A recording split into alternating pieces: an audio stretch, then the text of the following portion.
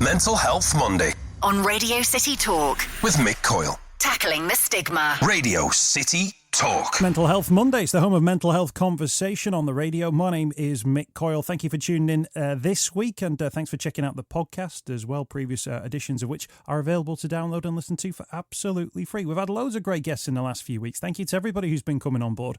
Always great when people come on and are so open and willing to share their story. If you want to get involved yourself, we'd love to hear from you. Drop me your email, mick@radiocity.co.uk. That's mick@radiocity.co.uk. If there's an event that you're involved in, maybe, or an organisation you want to tell us about, we can always give you a mention. Or if there's just a thought or something you want to put into writing, we can always read that out. We've always got time for your correspondence here at Radio City Talk. mick@radiocity.co.uk. Now, our guest in the studio this week has had a really difficult time of it, and actually, not that long ago, he was having a particularly difficult time of it. Daniel Lewis joins in the studio. Daniel, thank you for your time. It's great to see you today. Great to see you looking so well as well, because actually when we talk about time frames in regard to mental health, often people join us on the programme and they might be a number of years away from a mental health trauma or incident. They may be decades away, and actually it's how their life has changed. But actually, you've been on a really incredible journey in a relatively short space of time, of highs and lows, of real lows, but then this how you've come through it in a slightly different way to maybe other people. You ended up in a hospital bed as a result of issues that you had in regard to your mental health. Do you want to just maybe talk to us about how you ended up in that hospital bed? First of all, thanks for having me. It's a pleasure. So it was literally 10 months ago that I was in a hospital bed after trying to take my own life. Everything just sort of came to a boiling point from a long list of issues that I had from a child. And 2017 was possibly my worst year. And like I say, I tried to take my own life, and I ended up getting sectioned. And then within 10 months to where I am now, it's a completely different person. I'm smiling, and there's light at the end of the tunnel. So often when we invite people onto the programme, we're often sort of keen to make sure that the person who comes on is sort of in a good place to be able to share their story, and that it's not too raw for them. I really got a sense, and you put a lot of the details down in an email in terms of sharing their story, that you've spent a lot of time reflecting on that experience. And although you were looking at that incident of being in that hospital bed 10 months ago, through that you're reflecting on things which have happened throughout your entire life to create the Daniel Lewis that we see today. In terms of the issues that you faced coming out of that hospital bed, when you're at that low point, maybe even at your most vulnerable, getting to the point where you are today, at what point did you feel like you were yourself again? At what point did you feel like you were winning yourself back? To be honest, I've never been myself until this year. In 2018 was when I was born. You know, although I tried to take my life last year, I do believe a part of me, or that person at least, did die, and I was reborn. I can't take all the credit. I met a man called Walter, and he'd come up to me and said, "You seem like you've got a story behind your eyes." He said, "A lot of people wear masks. Are you wearing a mask?" Now, anyone stops you on the street and says that, you'd think, "Oh, this guy's a weirdo." But I felt comfortable, and I started to chat with him. And this guy's changed my life completely. And did he just stop you in the street? Literally, yeah. Well, I was working on the pier head. I was doing security at the pier head. And he said that he'd been walking past. Obviously, he'd been visiting and taking him part of the activities and whatnot. And he said he'd seen me. And he said he seemed like I had a story to tell. And I just started to open up. I'd never spoke to anyone.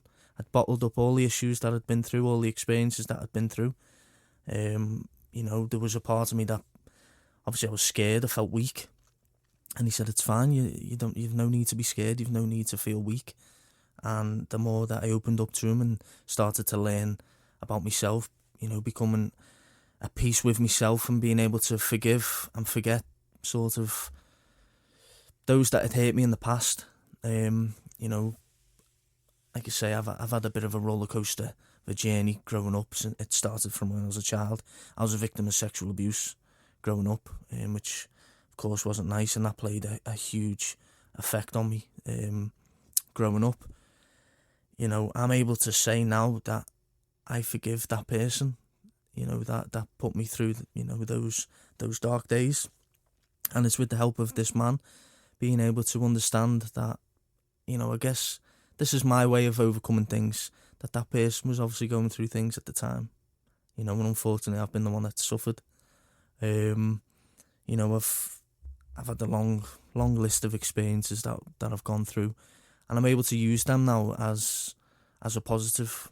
You know, obviously I'm able to speak to other people now, and obviously if I could turn back time and choose, you know, what could happen and what not, I'd rather them not happen to me, those experiences happen. But in a weird way, it's made me who I am today, which is a much stronger, wiser, more compassionate person. And I'm able to turn those negatives into positives. And, you know, I don't look at them as problems anymore. I look at them as protein. Problems, not protein. Is that something that you wrestle with, though? That idea that things had happened to you as a child, growing up, things which were outside of your control, things that you couldn't have any control, but had a detrimental impact as a young man. But then to kind of think, well, but that's my story, that's my journey, to almost take ownership of that story and make it your story that gets you to the point where you are today. Most definitely, yeah.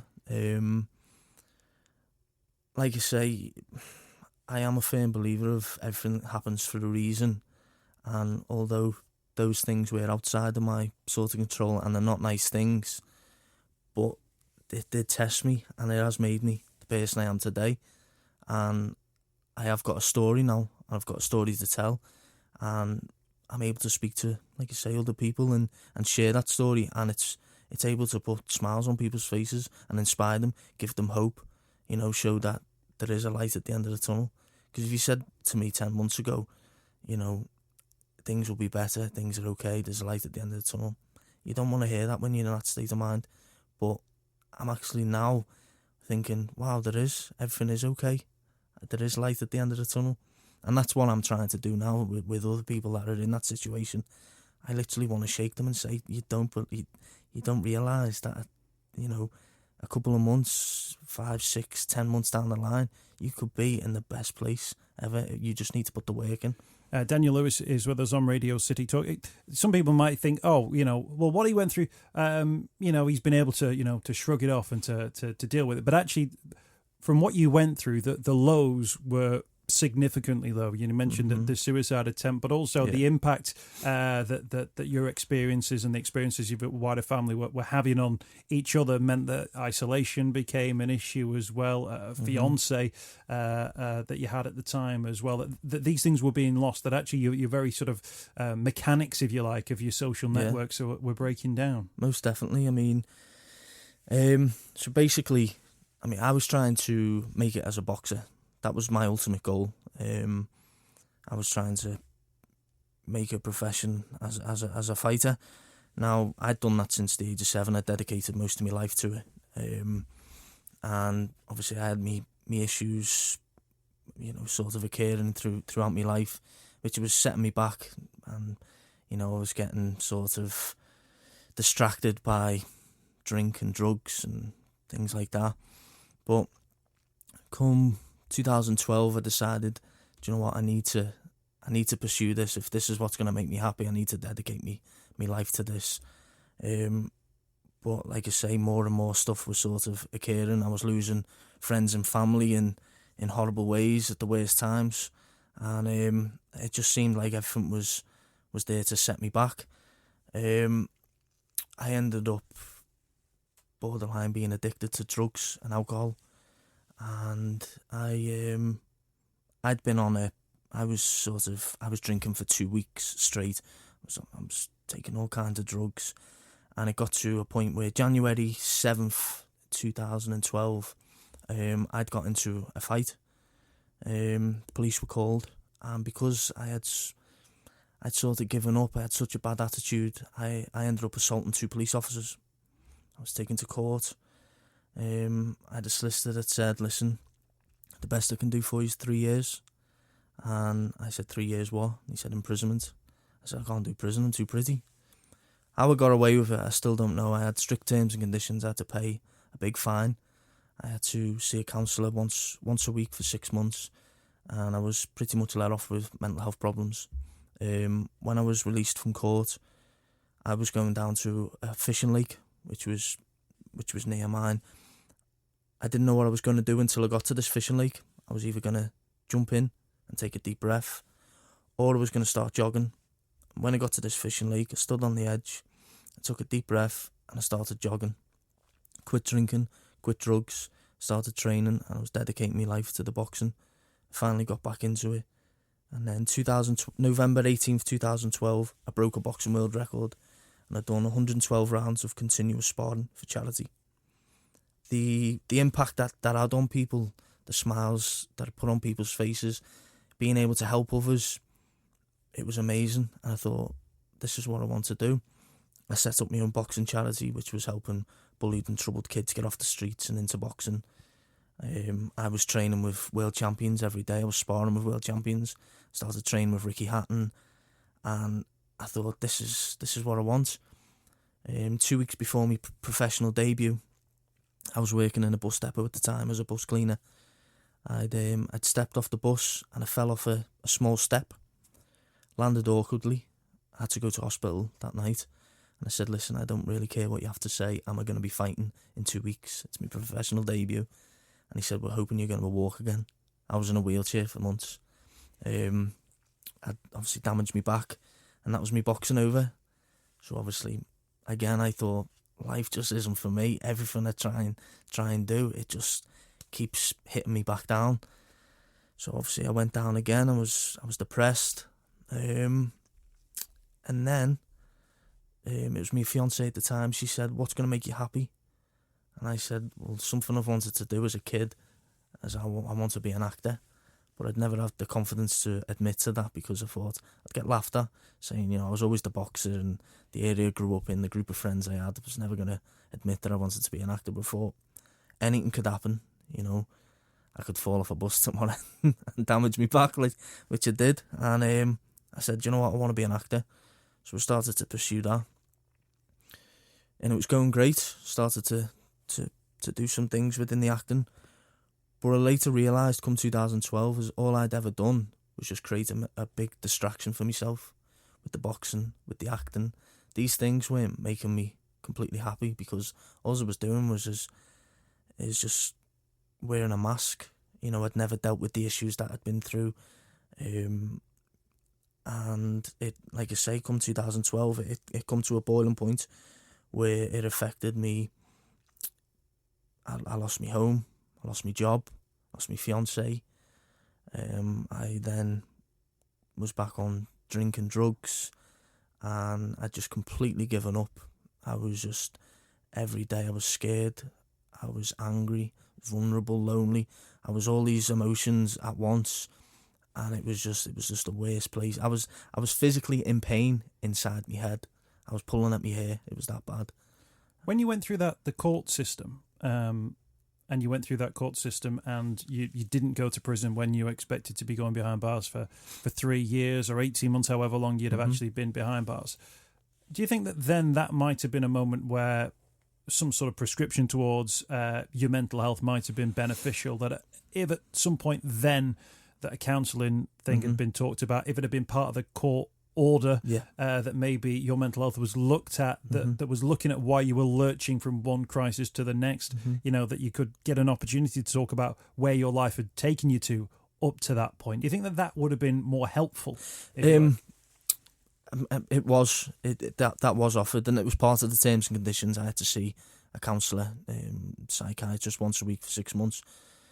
But I never give it the time of day, because, as much as I appreciate what these guys are doing, and I really do, they're trying to make people feel better, they're trying to help people.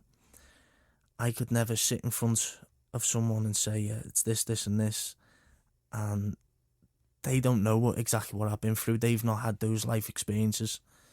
And like I say, when I met this guy who was speaking about earlier, he'd been through these life experiences. He knew exactly sort of what I was feeling, why I was feeling it.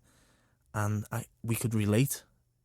You know what I mean? So, you know, as much as I appreciate what these guys are doing, and, you know, for some people it is great, but for everyone, or for other people it's not, you know. And But I guess that's about the system, the probation service, the courts understanding what you guys are about, you know, and maybe, well, that service isn't going to be right for that particular individual. It might be the individual you meet on a day, but it might be the environment in which you have those sessions and so on and so forth, you know, that actually for you it didn't work, and you ended up just by pure chance finding that same service, but from a different field. From Walter. I'm sure we'll talk some more about Walter in a few moments' time. We've got Daniel Lewis with us in the studio here on Radio City Talk, sharing his story. As I said, there's a focal point around that moment 10 months ago, but actually, as we've heard from Daniel, actually things go way, way back. We'll continue his story, we'll continue his journey next on Mental Health Monday. You're with Radio City Talk. Mental Health Monday on Radio City Talk with Mick Coyle. Radio City Talk. We've got Daniel's story on Radio City Talk. It's Mental Health Monday. My name is Mick Coyle. He's been sharing his journey so far. We're going to be hearing in the next few minutes how Jurgen Klopp has played a part in Daniel's recovery. Is there anything that guy can't do? For Liverpool fans, no. Buy a decent goalkeeper, I don't know. Acting has become part of your life. In terms of the journey that you've been on, and you talked about the work you did with Walter after almost a chance meeting. You'd spoken with your fiance about acting, this idea that you wanted to be somebody else. But it sounds from what you've been saying that actually that back then when you made that decision, or you were saying that was almost part of Daniel trying to think, well, how can I pretend? Kick the can a little bit further down the road. Acting is something that you've gone back to very recently, though, and something you've had a great deal of success in. How do you view that acting now in terms of wearing a mask? Because it's obviously something you're aware of as an issue. I mean, how I treat it now is it's a way to channel my emotions. You know, I do a lot of writing as well. I write about what I know, so my past experiences and the people I've met and things like that. So like I say, initially when I first got into acting, it was a case of that was my therapy. It was a way to channel my emotions and things like that. Like when I decided to start the acting, you know, although at the start, you know, I later realised that I was creating a distraction, but when I was able to deal with my issues and problems, you know, I've come back to the acting, and I'm slowly but surely seeing the results. Wait, ain't that slow? It seems pretty quick from what you've been up to so far. Just tell us about, I mean, you've won awards for acting. Yeah. Just tell us about it. Was it one show in particular that bagged you these? Yeah, so basically when I started acting, obviously because of my image, I've got a big bushy beard and tattoos, and, you know, I was told by the casting directors I'm only going to get hard man and rough and tough type roles. Which I understand, you know, you get typecasted, but I wanted to show versatility. I wanted to show that I appreciate all aspects of acting. So, late 2016, I done a short film called Thomas. It's a 5-minute short, and it was literally for showreel purposes, just to show that I'm not just hard man and rough and tough. Henchman number 3. So, this short film, I played a young man with cerebral palsy. It's 5 minutes long. There's 3 cast members. There was no money put into it, but I wrote, produced, starred in it, and co-directed with Andre Chambers. That short ended up getting 9 Best Actor nominations in 5 countries and 5 Best Actor awards in 3 countries. I was contacted by BAFTA. They congratulated and applauded me for my performance, and I was recommended to turn it into a feature-length film, which I've now done. I've written the feature-length script, and it's currently in development under Foot in the Door Films. Michelle Billington is the producer, and we've got an amazing director on board, Ryan Kruger, and the cast that we've got on board is, I'm not allowed to say just yet, but it's some of Liverpool's biggest and most recognisable names. Excellent. I wouldn't expect anything less from Michelle Billington, who's been on the programme before, actually, and she's very proud about doing things locally as well. Congratulations on that, by the way. Thank you so much. Huge success as well. It sounds as if then the acting thing is going to be for you, and actually you're being offered opportunities now in regard to this as well. We'll just mention Jurgen Klopp Okay. in all of this as well, because the Thomas role, I presume, is very different Yeah. to the role that you played in an advert for Liverpool Football Club. Yeah. I So, presume you're a Liverpool fan, right? of course. Right, go on. Die hard. And it's the only reason, because not that I look down at commercial acting or anything like that, but I was like, I just need to do TV and film. And then I was offered a commercial. I said, I'm not doing commercials. It's for LFC. Okay, I'm done. And they started to talk about getting paid. I was like, I don't care. I want to do an LFC commercial and Jurgen Klopp and whatnot. Anyway, it was... They wanted you to be a henchman. Yeah. Yeah. So, it was for New Balance, and it was basically the sort of concept of the commercial was I was the big scary goalkeeper, and it was a group of kids that Jurgen Klopp were managing, and Jurgen Klopp just gave me the look and said, basically, you're dead. And the kids scored past me, and it was, like I say, it was fun, but it was a great day, and I got to spend a few hours with Jurgen Klopp. And what an amazing man he was. Hey, I'll tell you what, he got to spend a bit of time with you, Daniel, as well. Did you get a chance to speak to him? Yeah, he actually took a few shots on goal at me, because obviously I was playing the goalkeeper and he was taking some shots. I was saving them. And he come up to me and he said, "Oh, are you a goalkeeper?" And I said, "No, I'm an actor." He said, "Well, you must have done goalkeeping." I said, "No." He said, "Well, you're natural." Next minute, this 8-year-old kid takes a shot at me, went right past me, and he shouts, "You're not a goalkeeper." Yeah. I'd like to say Jurgen Klopp was a man who had a good eye for spotting goalkeeping talent. I'm not sure the past few games have proved that might be the case or not. So in terms of the feature film, then that's something that's ongoing and that you're working on. Mm-hmm. Is that something that gives you drive and focus now in your life? Because I know that, as we talked about when you had the breakdown in the relationships, friends and family, those things are coming back on board for you as well now. Yeah, I mean, obviously with the acting and writing, I thought that was my purpose. But however, the acting, I'm hoping, will propel me onto higher platforms, and better positions to my purpose, which is helping others. I want to be a voice. I want to inspire and make people smile through my work, through my acting, through my writing, my films. So yeah, as much as I love the acting, it's helping others, which is my real sort of passion. When you're not writing scripts, when you're not speaking to producers, what's home life like now? You spoke about the fact, that you were drinking and you were drinking steadily as well for long periods of time, that you had a breakdown in a relationship. What's life like at home for you now? Well, I mean, I'm back with me fiancée.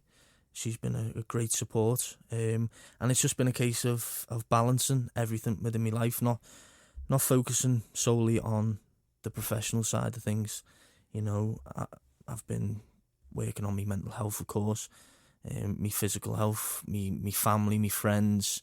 I meditate every day, and that is my new drug. That's my new addiction. I haven't touched drink or drugs now since I had that sort of breakdown, and I've got no desire to. I meditate every day, and that gives me the same experiences, and adrenalines, and that's what I do every day. Practice that, and also I've started a course with John Haynes at the International Coaching Academy, trying to get my master coaching qualification of becoming a life coach and motivational speaker, and so that's what I'm doing outside of that. I know you've been doing some practicing in regard to that with the team at Hope Street, who were on a couple of weeks ago for Mental Health Monday as well. Do you have checks and balances for yourself now? Do you have signs where you notice that maybe your mind's slipping in a certain direction? Is that something you try and keep on top of now?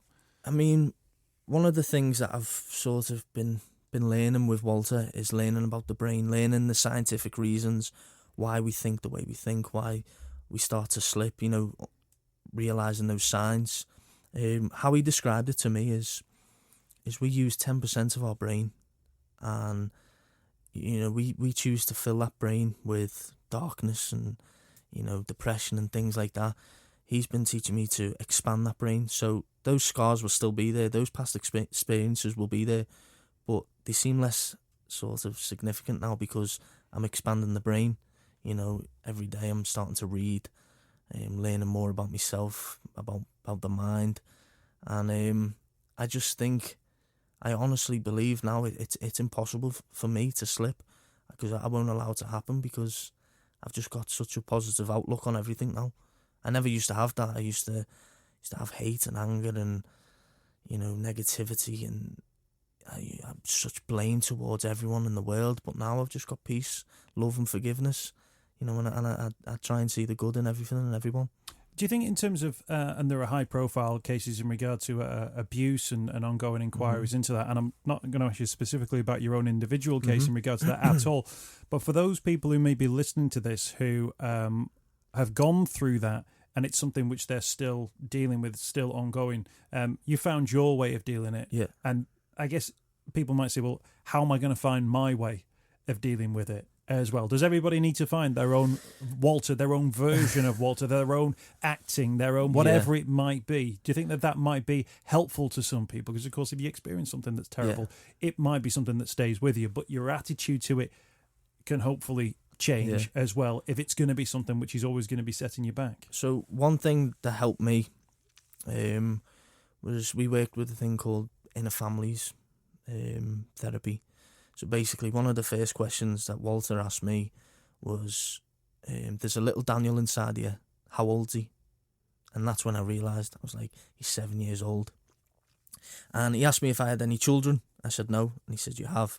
You've got plenty of children. You're a father to your inner families. So basically, he said, you could have your good days. You're feeling great. You're feeling positive. And everything's fine. You can deal with things. He said, that's you, your present day, your authentic self. He says, but when you feel like you're angry, you're sad, you're lonely, he said, that's not your authentic self. That's one of your inner families taking control. He said, so, as a parent, you need to take control of one of your children. So when I started to feel, scared and vulnerable and things like that, I had to establish that wasn't me. That was 7-year-old Daniel. And I had to take him by the hand and say, look, no one's going to hurt you anymore. I'm here and I'm going to protect you. And that's what we worked with. And then when we introduced the meditation and things like that, we worked meditating with the inner families. It was only recently that I was actually able to let go of my 7-year-old inner family. And he's at peace now. He's forgiven those that have hurt him. And we're slowly but surely working, through 10-year-old Daniel, 14-year-old Daniel, 18-year-old Daniel. And it's that's what's helped me.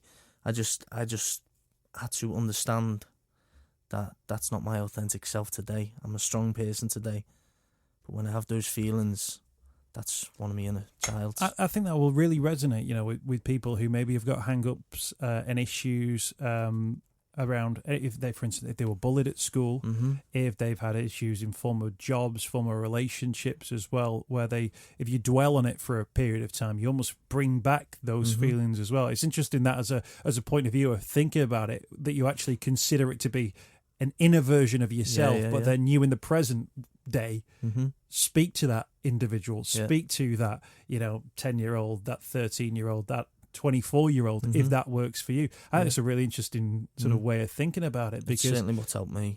I could speak to any one of my friends who, if they start talking about a former boss, a former somebody that, people who are in their 30s, 40s, 50s now, they can still tell you the names of the people who bullied them at school. And I imagine, if you've gone through abuse, that, it's that, times 100 in regard to, the feelings towards those individuals. But I think that's something that people will take from that, that idea that you can take ownership of that situation on your own terms, so it doesn't become something which is going to be damaging to you, even though it was a damaging event of which you were a victim. Thank you for being so open and honest with the journey and the story. Daniel P. Lewis, you are now. So you're like Michael J. Fox. Unfortunately, I think he's just retired, actually. That other Daniel Lewis fella, who was acting. But in terms of your acting now, the film that you're working on, is that something which is going to go to stage and screen? Is that something that we're going to be seeing you in? It's a feature-length film. We are hoping to go into production in the next 6 months. It's been really quick how it's all happened. Like I say, it was only last November when I completed the script, I presented it to the first 6 or 7 people, and I said, would you like to do this? And they all agreed to it. And these are, you know, big, well-established and respected actors within the city. They've all agreed to be in my film. Obviously, I'm lead role, and it's been an amazing journey so far. And I've got other things that are being released in the next few months. The first film that I'd done was a remake of Wuthering Heights, which is a period drama. I didn't know what it was until I got cast in it. That's being released in August next month. Brilliant. Yeah, so I've got other little bits and bobs that are going on. I've been asked to write pilot episodes for upcoming series and things like that. So just keep them busy. And for people who are going through a difficult time of it from a mental health point of view, but haven't found their Thomas, or haven't found their Wuthering Heights, or haven't found their script writing meetings and production, shifts and all that kind of stuff going on, what's your advice to them? What would you say? Before you concentrate on what I'll call a professional goal, focus on yourself first. Work on yourself, be at peace with yourself and with your past, and then start creating a vision. That's obviously a massive help, and I think it's so important for us to have goals and visions, and for us to find our music. For years I was a little bit lost, but there was a music inside of me, and that was for me the acting and the writing. Once you've been able to work on yourself and balance things, in your personal life, then try and establish what your music is and just go for it.